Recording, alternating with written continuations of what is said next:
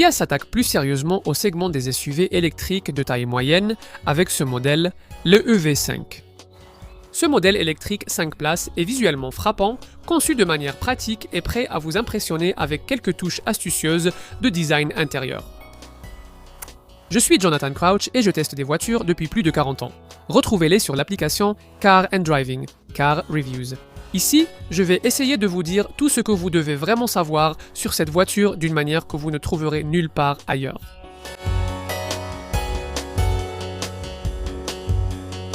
Kia vise les familles avec ce SUV électrique de taille moyenne, le EV5. Ici, nous allons y regarder de plus près. Il était temps que Kia nous propose un SUV familial électrique de taille moyenne à la forme conventionnelle. La marque coréenne avait une voiture dans ce segment depuis 2022, le EV6. Mais c'est un peu exagéré de classer ce modèle comme un SUV, et ce n'est clairement pas une voiture. Pour le genre de style de vie aventureux qu'un véhicule utilitaire sportif est censé incarner. C'est là que cette voiture, le EV5, entre en jeu. Visuellement, il est clairement apparenté au plus grand véhicule électrique de Kia, les UV9, mais contrairement à ce modèle et à les UV6, il utilise une architecture moins sophistiquée de 400 volts. À l'échelle mondiale, Kia produit deux types de EV5, un modèle chinois et une version coréenne conçue un peu différemment, qui est celle que l'Europe reçoit. La marque estime que cette voiture va redéfinir son genre grâce à quelques touches de design astucieuses. Vous pouvez en savoir plus sur ce type de SUV électrique de taille moyenne en téléchargeant l'application Car and Driving. Et si vous vous intéressez spécifiquement à ce EV5, il vous faudra rester avec nous pour le test le plus complet de l'industrie, l'essai routier Car and Driving.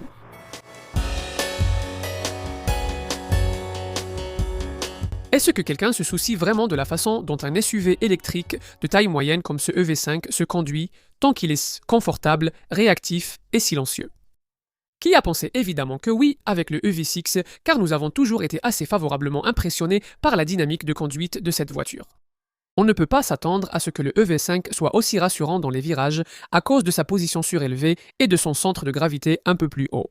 Ce n'est pas le cas et le roulis de caisse est important, même si l'on imagine mal que cela puisse déranger les clients potentiels. L'Europe reçoit la version de ce modèle fabriqué en Corée, qui dispose d'un pack de batterie différent de celui de l'EV5 fabriqué en Chine. Notre version est équipée d'un moteur avant de 214 chevaux avec 295 Nm de couple, associé à une grande batterie de 81,4 kWh, la seule proposée. Les performances conviennent bien au type de SUV familial dont il s'agit et peuvent être vives quand vous en avez besoin. Sélectionnez le mode de conduite le plus dynamique proposé, Sport. Les autres modes sont Eco, Normal, My Drive et Neige. Et le 0 à 100 km/h s'effectue en 8,4 secondes pour atteindre une vitesse maximale modeste de 102 km/h. Mais en conduisant ainsi, vous n'atteindrez évidemment jamais l'autonomie électrique annoncée de 329 miles. Comme vous pouvez vous y attendre, toutes les EV5 sont équipées d'un système de freinage régénératif, commandé par des palettes au volant, et comprenant un mode de conduite à une pédale, qui ralentit nettement la voiture lorsque vous relâchez l'accélérateur, bien que ce ne soit pas aussi prononcé que les systèmes similaires utilisés par certains concurrents. Vous utiliserez principalement ce mode en ville, où la direction légère, la suspension souple et la carrosserie vitrée font de l'EV5 un compagnon agréable. Au-delà des limites de la ville, vous apprécierez bien sûr un peu moins le manque de retour d'informations dans la direction, mais vous pouvez tout de même placer la voiture avec précision. Il y a beaucoup de traction et le mode sport à thème rouge resserre même les renforts latéraux des sièges pour mieux vous maintenir en place dans les virages. Malgré cela, comme nous l'avons déjà suggéré, cette Kia n'apprécie pas particulièrement d'être brusquée. Donc, on ne voit pas vraiment l'intérêt de considérer la version GT à deux moteurs, qui développe 302 chevaux et atteint 100 km/h en 6 secondes. Une version moins puissante de la même motorisation existe en transmission intégrale, avec 261 chevaux. Aucune de ces deux variantes à deux moteurs n'avait été lancée au moment de ce test. Il vaut mieux se concentrer sur les points forts de ce EV5, et l'un d'eux est l'insonorisation. En conséquence, le raffinement sur autoroute est impressionnant et les longues distances sont encore facilitées par la technologie d'assistance à la conduite semi-autonome sur autoroute de série. On ne s'attendrait pas à aller loin en tout terrain avec un SUV électrique de taille moyenne axé style de vie comme celui-ci. Avec seulement 167 mm de garde au sol, vous n'irez pas loin hors des sentiers battus, même avec la version 2 moteurs et transmission intégrale. Mais la capacité de remorquage freiné de 1200 kg est meilleure que ce à quoi on pourrait s'attendre, même si c'est loin des 1800 kg que vous pourriez obtenir avec une Kia UV6.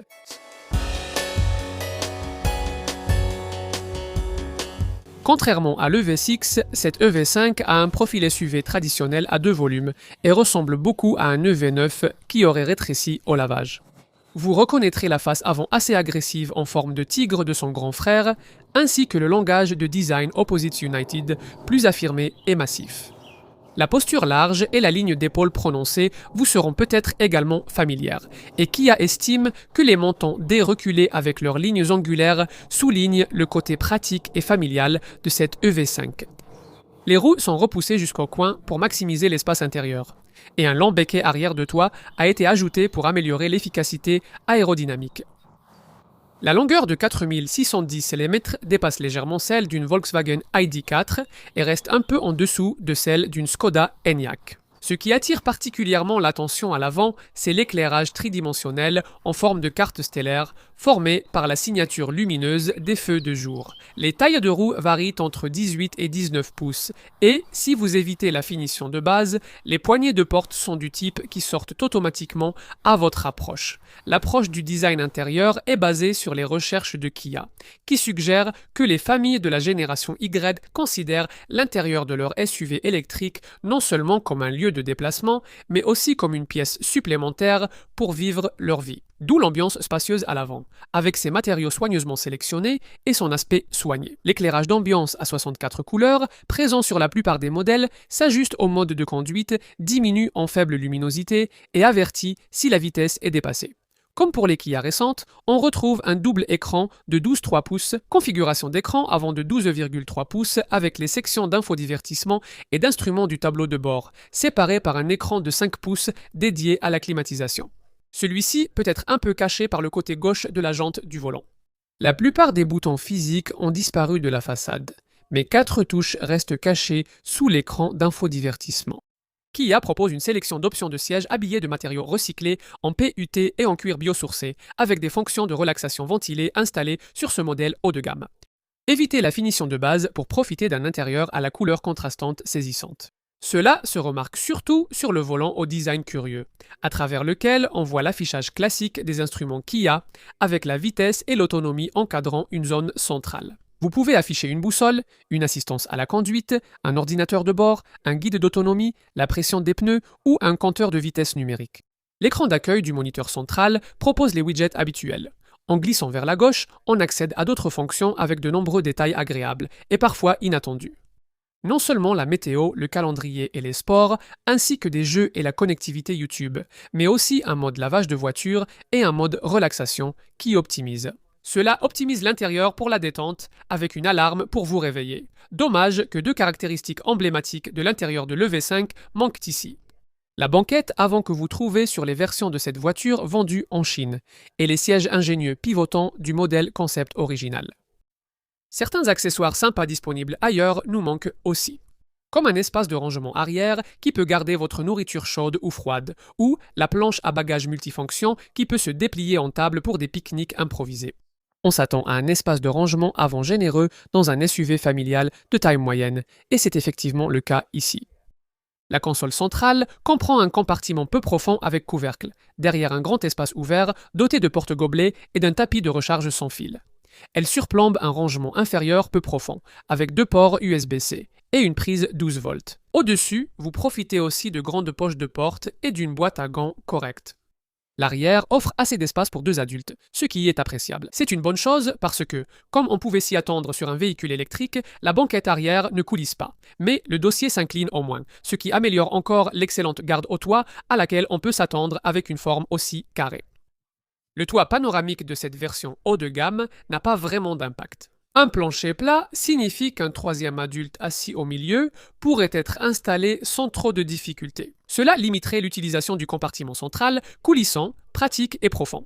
Comme on peut s'y attendre, vous disposez de bacs de porte corrects, accoudoirs avec porte-gobelet, pochette derrière les sièges et lampe de lecture au plafond.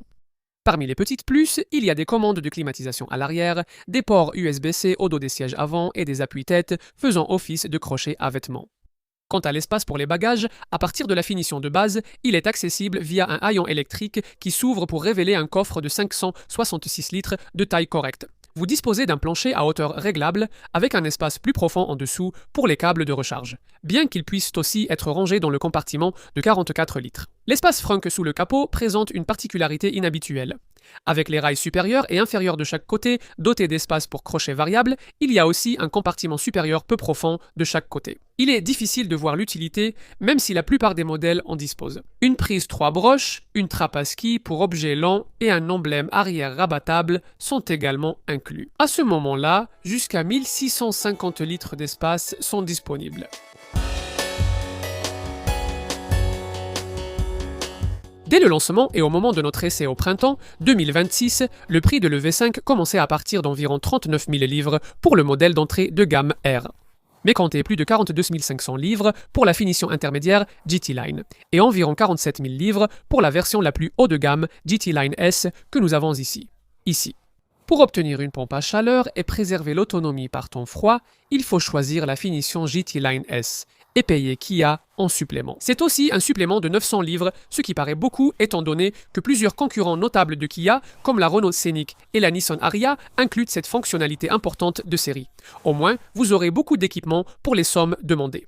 La version de base R inclut des phares et feux arrière à LED, des vitres arrière surteintées, des capteurs de stationnement tout autour du véhicule, une caméra de recul et l'accès intelligent.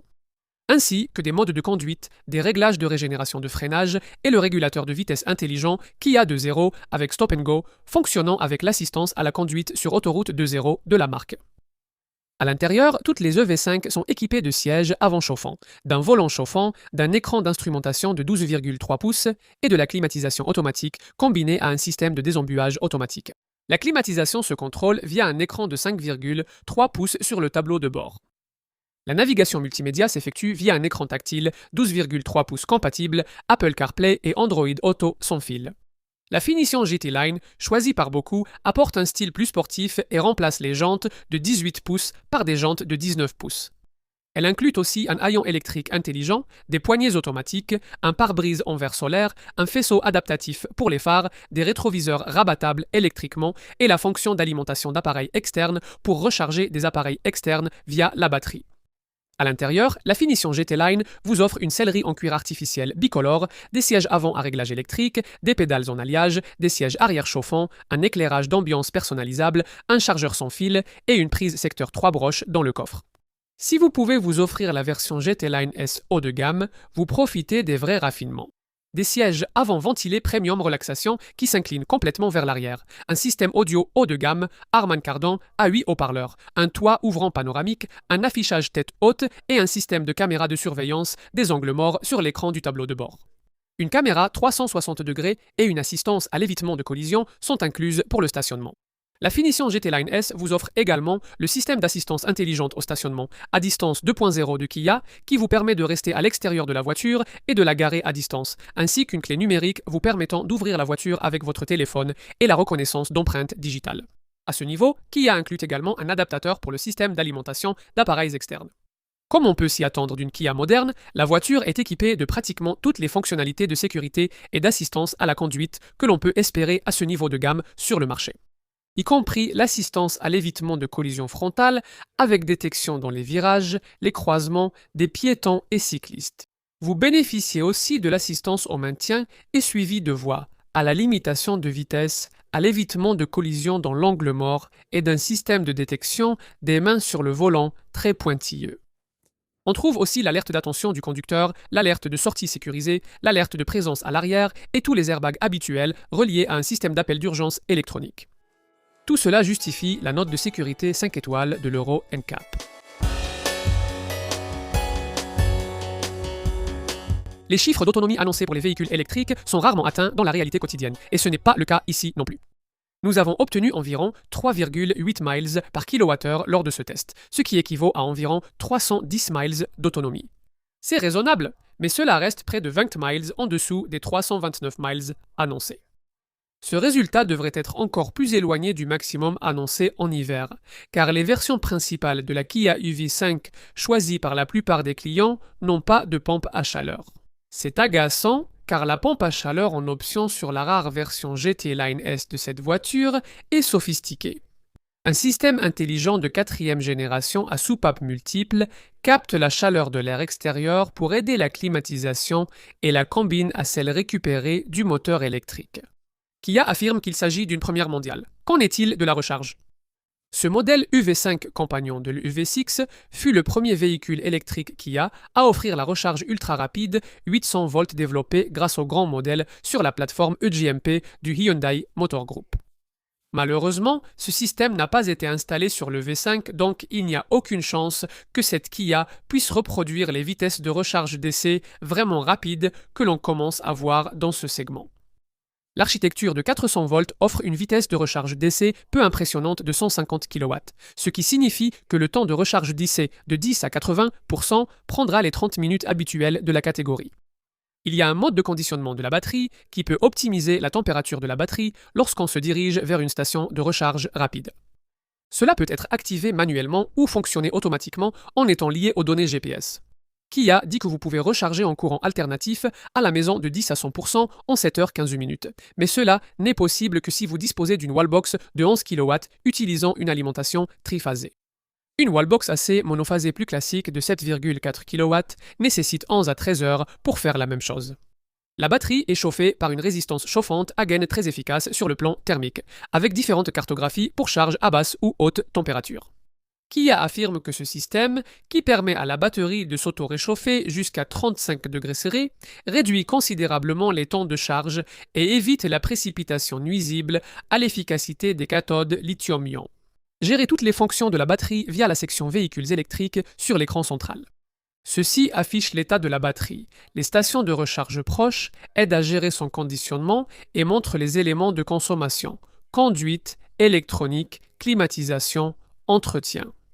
Il y a également une section mode utilitaire, indiquant qu'il existe une fonctionnalité de véhicule à charge, vous permettant d'alimenter des appareils à partir de la batterie de la voiture et de fournir de l'énergie à la maison. Et la capacité de véhicule vers le réseau, vous permettant de restituer l'énergie de charge non utilisée pour l'alimentation de votre maison ou de la renvoyer vers le réseau national. Quoi d'autre? L'assurance est classée entre les groupes 40 et 42, ce qui reste supérieur à de nombreux concurrents. Et, comme d'habitude, il y a une version à faible avantage fiscal. La taxe était évaluée à 4% au moment de notre essai jusqu'au printemps 27, avec une augmentation annuelle d'1% par an par la suite. La dépréciation devrait se situer entre 48 et 51% après 3 ans et 36 000 miles, ce qui est très compétitif dans la catégorie. Et il y a la garantie Kia habituelle de 7 ans ou 100 000 miles, un argument d'achat clé. Il y a tellement de voitures en vente dans ce segment que tout nouvel arrivant doit absolument se démarquer par un design intelligent. Il sera intéressant de voir si le marché estime qu'il y en a suffisamment ici pour que ce EV5 se distingue vraiment. Les signes sont encourageants puisque le plus grand EV9 s'est plutôt bien vendu pour Kia. Pouvoir retranscrire l'essentiel de cette voiture dans ce segment plus abordable ne peut être qu'une bonne chose. Tout cela laisse à se demander où cela place le V6 de Kia, qui dès son lancement a toujours été présenté comme un SUV crossover de taille moyenne. Nous sommes déçus que le V5 ne soit pas équipé du système de charge ultra rapide de 800 volts de cette voiture, mais à part cela, c'est probablement un meilleur choix familial polyvalent. Et encore une autre Kia très impressionnante.